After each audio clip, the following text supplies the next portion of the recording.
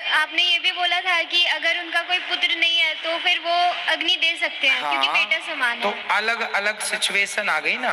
यदि पुत्र है तो पुत्र ही दे, नहीं है तो फिर दामाद आएगा।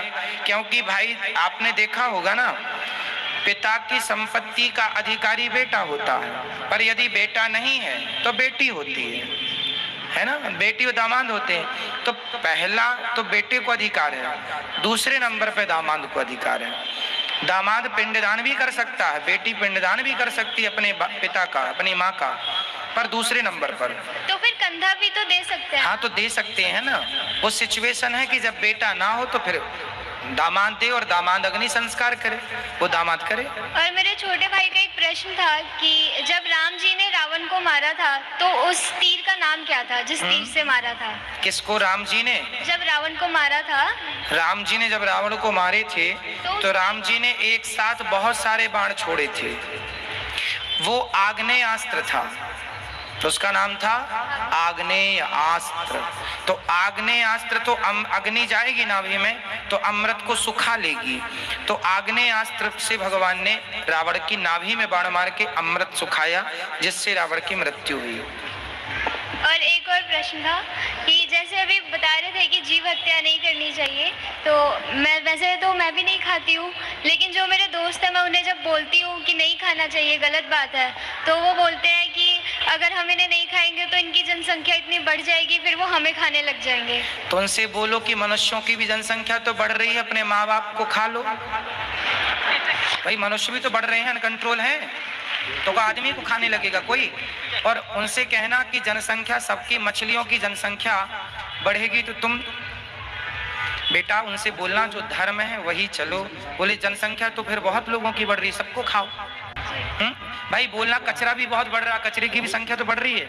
नालियों का भी तो, नाले का बहुत गंदगी बढ़ रही है, वो भी हजम करो खा खा के। फिर सभी तो बढ़ रहा है। फिर जब सबके ठेकेदार बने हो आप जनसंख्या नियंत्रण के, तो फिर सब खाओ। थोड़ा आप लोग जवाब देना सीखिए। धन्यवाद। खुश रहिए। मित्रों कृपया करके मेरे चैनल को सब्सक्राइब करें, लाइक करें, अपने दोस्तों के साथ शेयर करें। राधे राधे गुरुजी। बेटा राधे राधे। गुरुजी मेरा प्रश्न ये कि सुदामा जी के माता पिता का नाम क्या था? सुदामा जी के पिता का नाम था धर्माध्वरी। पिताजी के नाम क्या था सुदामा जी के? धर्माध्वरी। और उनकी माता का नाम था सत्यवती। तो फिर उनका जन्म कब हुआ था? उनका जन्म तब हुआ था जब भगवान श्री कृष्ण के समय, लगभग जितनी उम्र भगवान की थी उससे थोड़ी से बड़े थे सुदामा जी। 5,500 साल पहले की घटना है ये। सुभद्रा जी। क्या? सुभद्रा जी। सुभद्रा जी पूछ रहे हैं कि सुदामा जी? सुभद्रा जी। आपने सुदामा जी का नहीं पूछा? नहीं। अरे हमें तो सुदामा जी को लगा, हमने सुदामा जी के पिता का नाम बता दिया। चलो, सुभद्रा जी के पिता का नाम है वसुदेव जी और माता का नाम है देवकी। उनके तो कृष्ण लीला में कोई वर्णन ही नहीं है। नहीं बेटा, भागवत जी में लिखा है श्री कृष्ण के होने के बाद देवकी की 8वीं संतान है कृष्ण और देवकी की 9वीं संतान है सुभद्रा। जब वो कंस के कारागार से छूट गए थे तब उनकी एक बेटी हुई थी 9वीं, जो सुभद्रा है, भगवान श्री कृष्ण की सगी बहन है। वसुदेव और देवकी से हुई है, लिखा है ये। धन्यवाद गुरुजी।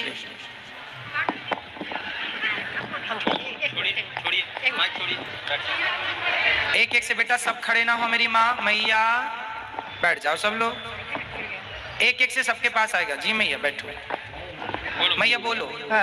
राधे राधे। जी मैया राधे राधे। आपके चरणों में कोटि कोटि प्रणाम। खुश रहिए। मैं बचपन में ही विधवा हो गई थी, फिर भी मैं 2 रास्ते से बहुत शांति से जीती हूँ। एक सत्संग, दूसरा दीनहीनों की सेवा। यही जीवन में मेरे है और कुछ नहीं है। तो कितनी उम्र में आपके पतिदेव चले गए? पतिदेव मेरा मुंह भी नहीं देखे, शादी हुई बहुत छोटे में। अच्छा। हाँ, पति का मुंह भी नहीं देखे। आपने अपने पति का मुंह भी नहीं देखा? नहीं देखे। 5 साल की थी तो कैसे देखे। उसके बाद डेथ कर गए, हम मायके ही रह गई। अच्छा। क्या पढ़ लिख करके अपना भाई सब पढ़ा दिए, हम पढ़ करके। तो आपकी कितनी उम्र में शादी हो गई थी? 5 साल में। और विधवा कितने साल में हो गई? 8 साल में। ससुराल नहीं गए और देखे भी नहीं। उसी दिन से हम संकल्प कर लिए कि मेरे जीवन में नहीं कुछ है। जब मुंह नहीं देखे तो हम इसी रास्ते से उतर गए, सत्संग से। धन्य हो मैया, आप जैसी स्त्रियों को ही पतिव्रता कहते हैं इस धरती पे, और आप जैसी माताओं के दर्शन करने से ही पापियों के पाप नष्ट हो जाते हैं। इतनी बड़ी ताकत है, ये सती स्त्रियां हैं। देखो सारी जिंदगी अपने पति की विधवा रह के गुजार दिया, लेकिन जीवन में किसी प्रकार का कोई दोष नहीं है। यही ये नारियां पूरी दुनिया घूम के देख लेना, केवल भारत में मिलेंगी, दुनिया में कहीं नहीं मिलेंगी। यही है भारत का गौरव, यही है भारत, जहाँ संयम है, जहाँ धैर्य है, जहाँ कोई विषय वासना नहीं है। ये किसी साधु, किसी संत, किसी सन्यासी से कम नहीं है, ये तपस्या है। हम सत्संग से जो जुड़ गई ना, इसीलिए कहीं किस पर ध्यान नहीं गया गुरुजी। जी मैया। और जो भी आए मेरे जीवन में दुखी दिन दुखी। अब टीचर थी, रिटायर हो गई हूँ। अच्छा। 11 ईस्वी में तो पैसा था, हमको पैसा जो भाई जी को दे देते, जो मैं अपने खर्च के लिए रखती, उसी से मैं दान और दिन उनों की सेवा की जीवन में, और बहुत बड़ी शांति मुझे मिलती है। भागवत कथा से मेरे जीवन में बहुत कुछ मिला था, और इतना मिला था हमको सुख भागवत कथा से, जिसके चलते अथी में लॉकडाउन जो लगा, आपका अचानक खोले, आपका दर्शन हो गया। मैं उसी दिन से इतना लग्न में हूँ कि आपसे के द्वारा मुझे बहुत बड़ी जो अधूरी थी मेरी शिक्षा सत्संग से, वो पूरी हो गई। और पूजा पाठ में इतना मुझे लगन है कि उसका हम वर्णन तो भक्त बिहारी जी करेंगे, हम क्या करेंगे। अब जहाँ सत्संग होता था वहाँ चली जाती थी, बहुत दूर दूर रात में होती थी, सुन करके चली आती थी, सुबह स्कूल जाती थी। अब तो मैं घर में रहती हूँ, तो हुआ की उम्र तो गिर गया, 75 साल की हूँ। और लगता है कहाँ जाएंगे अब सत्संग सुनने। आपका जो टीवी पर खोल कर डेली कुछ नहीं, हमको कुछ है, अब जो एक कथा, आपका कथा सुनती हूँ, और जो आप बताए हैं उस मार्ग पर चलती हूँ। पूजा पाठ जितना विधि विधान है वही हम करती हूँ। मुझे जीवन में बहुत बड़ा सुख है, दुखी मैं नहीं हूँ, कि विधवा हूँ, और कम कोई चाह, मुझे कुछ चाह नहीं हुआ जीवन में। मेरे लायक कोई सेवा हो तो बताइए, मैं क्या आपकी सेवा करूं? कोई आप जो आज्ञा करेंगे मैं आपकी सेवा करूंगा। सेवा तो यही आशीर्वाद दीजिए कि इसी लगन से मेरा आशीर्वाद तो आप दीजिए मेरी माँ, उसी लगन से हम चले जाएं। और आज भी जो आई हूँ इतना मैंने, आपने अपना लोक और अपना परलोक दोनों तैयार कर लिया। यहाँ आई जो हाँ आपसे मैं करवाने के लिए गोदानी। जीवित में ही कर लेंगे, मरने के बाद कौन भतीजा करेगा। ससुराल नहीं गए तो नैहर में रह करके, बच्चे भाभी मर गई तो बच्चे 3 थे, उसको पालन पोषण करके शादी ब्याह कर दिए, 2 बहू है, और वही हमारा देख रेख करती है। मरने के बाद ये जो हम किए अभी 3 जग, ये हम अपना पैसा से किए, और भाई किसी को नहीं मांगे, भौजाई तो है ये नहीं है, हमें तीनों बच्चों पूर्ण रूप से अपने आप को भगवान को सौंप दीजिएगा, बस सौंप दिए। आपके कथा से तो इतना मैं प्रभावित हुई हूँ, उसका वर्णन हम नहीं कर सकते। और जब तक जीवन में रहूंगी तब तक आपकी कथा छोड़ूंगी नहीं। यही मेरा ध्येय है, मेरा विश्वास है, आत्मविश्वास। जी जी मैया, आप खुश रहें, सदा सुखी रहें, और आशीर्वाद दो अपने बच्चे को। आशीर्वाद देते हैं कि दीर्घायु रहे। इतना नाम आप दिए, साक्षात भगवान आप है। हम आपका कथा सुनते हैं तो लगता है और से कितना रोते हैं हम आपकी कथा से, वर्णन से, गाना से, भजन से, उसका वर्णन नहीं कर सकेंगे। बहुत रोते हैं बैठ के। जब आपकी कथा का आता है अंश कोनो, लगता है जी भर के रो लेते हैं, बैठ जाते हैं। धन्यवाद बेटा, बेटा धन्यवाद है कि आप मुझे आशीर्वाद दे के परलोक को चला। सुंदर, भगवान आपको सदा सुखी रखें। आपकी बातों से हमें एक भजन की लाइन याद आ गई, वो मैं आपको सुनाऊं कि पैदल चलकर द्वारिका जाना सबके बस की बात नहीं है, ये मैया के जैसे जीवन बिताना सबके बस की बात नहीं है। कोई करोड़ों में एक महिला होती है ऐसी, जैसी ये माँ है। गौरी गोपाल आश्रम में भी एक माँ ऐसी है जो 8 साल में विधवा हो गई थी, और वो यहाँ रहती हैं, और मैं बड़ा भागी हूँ कि मैं उनके चरण दबाता हूँ। यहाँ है वो। तो मैया खुश रहो, आप सदा सुखी रहो। बिल्कुल, आप जब चाहें ये बेटा आपका आपकी सेवा करने को तैयार है, ठीक है। इसलिए हमने आपसे पूछा था मेरे लिए कोई आज्ञा, यदि आप यहाँ रहना चाहें तो ये दास आपकी सेवा करेगा। राधे राधे गुरुजी। हाँ हाँ, राधे राधे बेटा। गुरुजी, मेरे सवाल ये है कि जो भगवान है भारत में ही क्यों जन्म लिए हैं? क्योंकि कश्मीर में ही केसर होती है बेटा। आप कहाँ से आए हो? मैं राजस्थान से, अजमेर। राजस्थान अजमेर में क्या केसर होती है? नहीं। क्यों नहीं होती? वहाँ पे नहीं होती है, क्यों? एनवायरनमेंट की वो होती क्योंकि वहां का वो वातावरण नहीं है, वहां की जलवायु केसर के लिए उपयुक्त नहीं है। केसर जैसे सिर्फ कश्मीर में होती है और कहीं नहीं, भारत के किसी भी हिस्से में नहीं, उसी प्रकार जैसे केसर के लिए वहां की जलवायु अनुकूल है, उसी प्रकार भगवान के लिए भारत अनुकूल है, इसलिए यहाँ भक्त हैं, इसलिए भगवान है। और कहीं ऐसा भक्ति भाव नहीं है, गंगा नहीं है, यमुना नहीं है, गोदावरी नहीं है, इसलिए भगवान भारत में, क्योंकि जहाँ माता होगी वहीं बेटा होगा, इसलिए भारत को माता कहा गया है। भारत माता की जय। तो माँ भारत जैसी हो, माँ भारती हो, तो बेटा राम और कृष्ण जैसा हो, इसलिए बेटा भारत में ही भगवान आते हैं, क्योंकि यही है मूल केंद्र। आपको पता है पूरी पृथ्वी का सेंटर भारत है। जी गुरुजी, मेरा दूसरा सवाल ये है कि जो रावण कंस ये मरे थे तो उनको इनके पापों का फल क्यों नहीं मिला? क्योंकि भगवान के हाथों मरे हैं। जैसे कि पापों का फल जीते जी मिल गया ना बेटा। एक बाप के सामने उसके सारे बेटे मर जाएं, तब उस बाप से पूछो कि उस बाप पे क्या गुजरेगी। तो रावण के सामने सारे बेटे मर गए, तो ये उसका दंड था। अंत में भगवान ने उसको भी मारा, पर परम गति थी, क्योंकि भगवान के हाथों मर के भी कोई नरक चला जाए तो फिर भगवान की महिमा ही क्या रहेगी। इसलिए भगवान ने सबको परम धाम दिया है।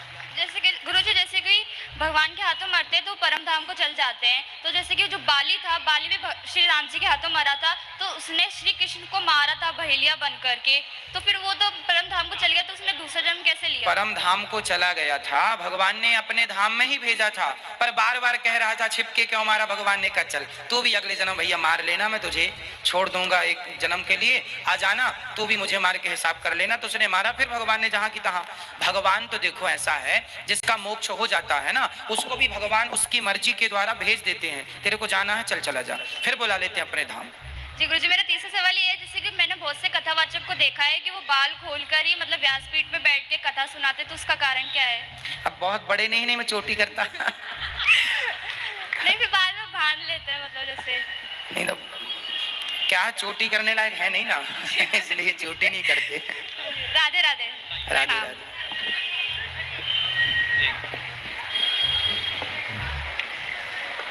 सुनील कुमार पटेल जी, गुरुजी मैं खेती बाड़ी करता हूँ तो मेरे से बहुत सारे जीव मर जाते हैं, तो क्या हम पापी हैं?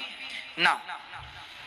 देखो जैसे हम रास्ते से जा रहे हैं और हमारे गाड़ी के नीचे बरसात में सड़क में कितने मेंढक होते हैं, तो कितने मेंढक हमारी गाड़ी के नीचे दब के मर जाते हैं। वो पाप नहीं है, क्योंकि हमने किसी के ऊपर जानबूझकर गाड़ी नहीं चढ़ाई, हमने किसी को मारा नहीं है। वो तो हम जा रहे हैं, खुद वो आ रहे हैं नीचे, तो जिसके हमने यदि मन से आपको मारा, हमारा मन है कि हम आपको मारें, तब तो हमें पाप लगेगा, क्योंकि हमारा मन इन्वॉल्व हो रहा है। जहां पे मन कोई इन्वॉल्व नहीं होता किसी का, उसमें पाप नहीं लगता। जैसे आपने मच्छर मार दिया तो आपका मारने का मन नहीं था, आपने हाथ रखा मर गए, इसमें कोई पाप नहीं लगेगा। किसान खेत में जीव जंतुओं को मारते हैं क्योंकि वो आप जानकर नहीं मार रहे हैं, आप तो अपनी फसल की रक्षा कर रहे हैं और ये आपका धर्म है। इसलिए कीट पतंगों को इस प्रकार यदि आप मारते हैं तो कोई हत्या नहीं है, कोई पाप नहीं है। यदि पाप लगता है तो सूर्य भगवान को जल चढ़ाने से, भगवान का स्मरण करने से पाप से मुक्ति भी मिलती है। ये सामान्य पाप है। 5 प्रकार के पाप सबसे होते हैं। पहला पाप, झाड़ू लगाने में पाप लगता है, क्योंकि झाड़ू से बहुत सारे जीव जंतु, चींटियों के ऊपर झाड़ू चल गई मर जाएगी, तो ये पाप हमने कोई जान के नहीं किया, झाड़ू तो लगानी पड़ेगा, तो ये सामान्य पाप। दूसरा पाप, जैसे चूल्हे पे, आजकल तो गैस का जमाना है, पहले कंडे और लकड़ी, ओपले और लकड़ी से रोटियां बनती थी चूल्हे पे, तो उन लकड़ियों में बहुत सारे जीव जंतु होते थे, छोटे छोटे कीट पतंगे, तो वो भी मर जाते थे। तो चूंकि रोटी तो खानी है इसलिए वो भी कोई पाप नहीं है। 5 प्रकार के पाप हैं जो सुबह शाम भगवान के स्मरण मात्र से नष्ट हो जाते हैं। झाड़ू लगाना, रोटी बनाने में जो भी पाप है, सब्जियां काटने में पाप, आप वो भी बरबटी, भिंडी इत्यादि काटते हैं तो चाकू से काट रहे हैं, इल्ली कट गई, इल्ली होती है ना अंदर, तो वो कट गई। साग सब्जियों में इल्ली विल्ली होती, इल्ली जानते हैं आप लोग? भैया जानती हो? रिश्तेदार है क्या? इल्ली विल्ली कट जाती है, मर जाती है, वो कोई पाप भाई अब खानी पड़ेगा, सब्जी भाजी तो खानी पड़ेगा, तो वो तीसरा ये पाप है ना। और 2 पाप ऐसे हैं कि हम चल रहे हैं, हमारे पाँव के नीचे कोई जीव जंतु दब के मर गया, वो गाड़ी से दब गया, एक चौथा पाप है। और 5वां पाप, हम नहाते हैं तो पाप होता है। जैसे हमारे सिर में जुएं होते हैं, जुएं आप लोग मार देते हैं, हमारी माताएं तो बच्चों के जुएं लिए ऐसे अंगूठे पर रखी, ये दबा दिया ये पहले होते थे खटमल, तो आदमी खटमल मारता रहता था। तो ये 5वां पाप, ये तो ये सामान्य पाप हैं। इन पापों को करने से कोई पाप नहीं लगता। सूर्य भगवान को जल और भगवान का, क्योंकि सामान्य, इनके बिना जिंदगी का निर्वहन नहीं है। अब हम चलेंगे, नहाएंगे। अब मेरे, आपको पता है आपके जो पसीना होता है ना आपका, एक्चुअली वो एक प्रकार का बैक्टीरिया है। बहुत सारे बैक्टीरिया आपके शरीर में पसीने में घुल जाते हैं। आप नहाए तो सारे मर गए, वो भी एक अपराध है। लेकिन वो अपराध क्या करो, करना ही पड़ेगा, नहीं वो मार डालेंगे अपने को। तो इसलिए ये कोई पाप नहीं है, वो करना पड़ेगा, ठीक है, इसलिए इसका कोई दोष नहीं। दोस्तों, आप लोगों से आग्रह है कि आप मुझे पूरा सपोर्ट करें ताकि मैं सद्गुरुओं के प्रवचन को, सद्गुरुओं के सुविचारों को, उपायों को, टोटका को, पूजा पाठ के विधि को भारत के सनातन धर्म के जन जन तक पहुंचा सकूं।